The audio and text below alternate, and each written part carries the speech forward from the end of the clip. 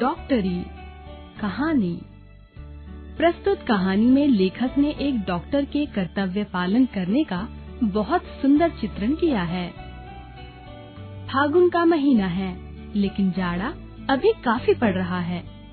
कुछ ही दिन पहले लगभग पूरे सप्ताह भर झड़ी लगी रही है।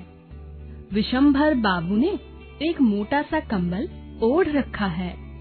गुप्ती टोली के विशंभर बाबू पालकी पर सवार होकर सप्तग्राम जा रहे हैं। पालकी की छत पर दवाइयों की पिटारी है, उसे रस्सी से कसकर बांध रखा है। पालकी के साथ विशंभर बाबू का नौकर शंभू चल रहा है। शंभू के हाथ में मोटी लाठी है। शंभू काफी तगड़ा है, इतना बलवान कि हैरानी होती है। एक बार कुंभीरा के जंगल में उसे रीछ ने पकड़ लिया। उसके पास बंदूक नहीं थी, लाठी थी। बस वह लाठी लेकर ही रीछ से भिड़ गया। जमकर लड़ाई हुई। शंभू की लाठी की मार से रीछ की रीढ़ की हड्डी टूट गई। उसमें उठने तक का दम न था। विशंभर बाबू डॉक्टर हैं, रोगी देखने निकले हैं। बहुत दूर जाना है। स्टीमर घाट के स्टेशन मास्टर मधु विश्वास का छोटा लड़का बीमार है। बेचारा बड़े कष्ट में है। डॉक्टर बाबू को बुलाया है। विष्णुपुर पहुँचते पहुँचते सांझ हो आई। चरवाहे ढोर डंगर लेकर लौटने लगे थे। विशंभर बाबू ने पूछा, क्यों बेटे, बता सकते हो सप्तग्राम कितनी दूर है? चरवाहा बोला, जी वो तो कोई 7 कोस होगा। आज रात आप वहाँ नहीं पहुँच पाएंगे। राह में डाकुओं का पुर है। डॉक्टर बोले, क्या करें बेटे, रोगी कष्ट में है, जाना तो होगा ही। चलते चलते रात के 10 बजने को आए। सहसा सस्सी खुल गई। दवाइयों की पिटारी पालकी की छत से गिर गई। कुछ शीशियां चूर चूर हो गई। पिटारी को फिर कसकर बांध दिया गया, मगर तब तक एक और आफत आ पड़ी। पालकी का डंडा तड़तड़ाकर टूट गया और पालकी जमीन पर आ गिरी। पालकी हल्की लकड़ी की बनी थी और डॉक्टर विशंभर बाबू थे भारी भरकम। फिर तो रात वहीं काटनी पड़ गई। डॉक्टर साहब के लिए घास पर कंबल बिछा दिया गया और वे लेट गए। लालटेन पास में ही रखी थी।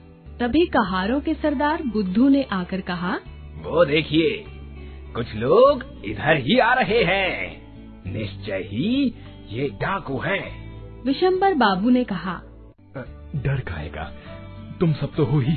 बुद्ध बोला, बगलू भाग गया है, पल्लू भी कहीं दिखाई नहीं देता। बख्शी उस झुरमुट में छिप गया है और विष्णु के तो डर के मारे हाथ पांव फूल गए हैं। और कहते कहते वह भी भाग खड़ा हुआ। सुनते ही डॉक्टर साहब मारे डर के थर थर कांपने लगे। चिल्ला उठे, शंभू शंभू, अब क्या होगा? शंभू बोला, डर काहे का, मैं हूँ ना, मैं शंभू जो हूँ। और उसने उठकर छलांग भरी और गरज कर बोला, खबरदार। डाकू ठहाकर हंस पड़े। वे रुके नहीं, आगे बढ़ते ही आए। शंभू ने पालकी का टूटा हुआ डंडा लिया और घुमाकर डाकुओं की ओर फेंक मारा। निशाना ऐसा सटीक लगा कि एक ही साथ 3 डाकू गिर पड़े। फिर शंभू ने अपनी लाठी संभाली और डाकुओं पर टूट पड़ा। जो 2 डाकू चोट खाने से बच गए थे, वे सिर पर पांव रखकर भाग खड़े हुए। जोर जोर से कराहने की आवाजें आने लगी। तभी डॉक्टर साहब ने पुकारा, शंभू। शंभू बोला, जी साहब। विशंभर बाबू ने कहा, अब झटपट दवाइयों की पिटारी निकालो। शंभू ने पूछा, अब उसकी क्या जरूरत आ पड़ी? डॉक्टर बोले, इन तीनों की डॉक्टरी तो मुझे ही करनी पड़ेगी। पट्टी वट्टी बांधनी पड़ेगी, पता नहीं कहाँ कहाँ चोट लगी है। उस समय रात थोड़ी ही और रह गई थी।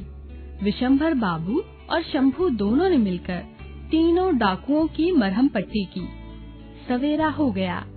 फटे बादलों में से सूरज की किरणें झांकने लगी। एक एक करके सभी कहार लौट आए। बगलू आया, बख्शी का हाथ पकड़े विष्णु आया। उसका दिल उस समय भी कपकपा रहा था।